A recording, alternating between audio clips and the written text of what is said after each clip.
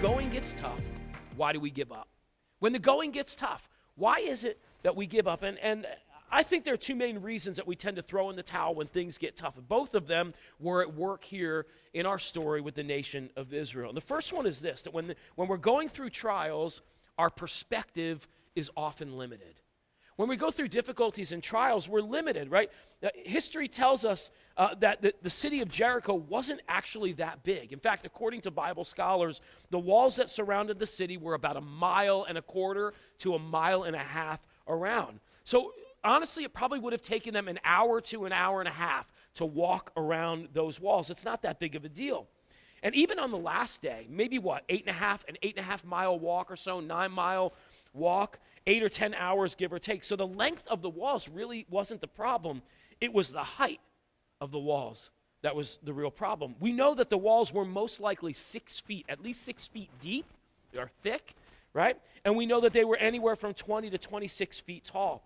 And the verses we just read tell us that the gates were barred. It was impossible for anyone to go in and out. The people of Jericho knew the Israelites were coming for them. They were afraid, and so they had barricaded themselves in. So imagine the people of Israel standing outside these city walls, just how high and impossible those walls must have looked. The promise of God was right there for them to take hold of, but these walls were standing in the way. And guys, honestly, I would imagine each day as they walked along the walls, all they could do is look straight up at the height of them and think it was impossible.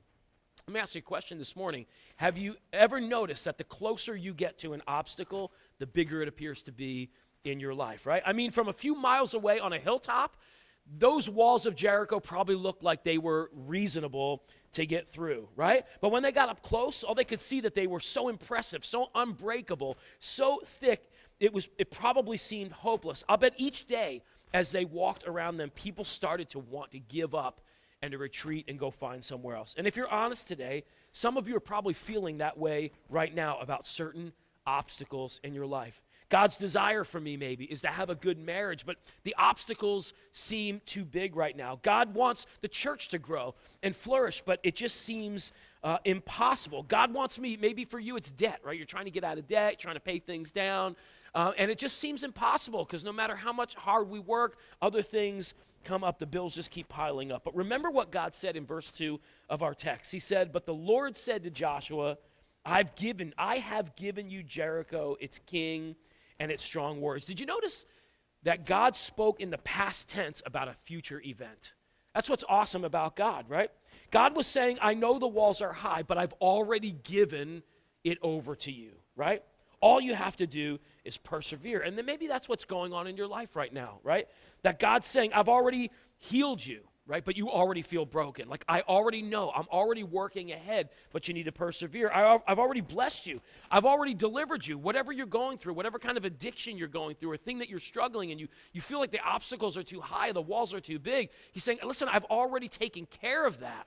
I just need you to persevere, even though it doesn't feel like anything is changing. You know, this past week, I heard a preacher say on the internet something about perspective, and I thought it was so powerful. You know, it was usually January is a time when I try to lay off Instagram and get off of social media for a little bit because I get tired of like looking at everybody's highlight reels. It makes me feel like my life is pretty boring, right? But I just happened to catch this sermon clip from a preacher, and here's what he said, and I was like, it was crazy, right? He said, if you feel like your problem is bigger than your God, it's probably because you're closer to your problem than you are to your God.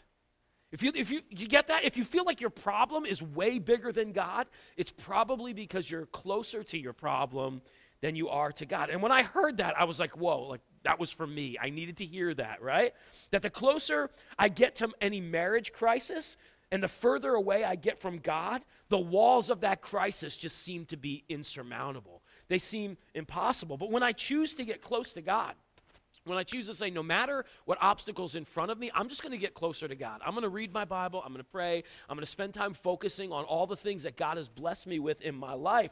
Then the walls of my problems start to feel smaller and smaller. Listen, the first reason that we throw in the towel is that our perspective is limited oftentimes. Just like the people of Israel, up against that wall, their perspective is limited. Here's the second reason we tend to give up, and it's this: our progress isn't always obvious.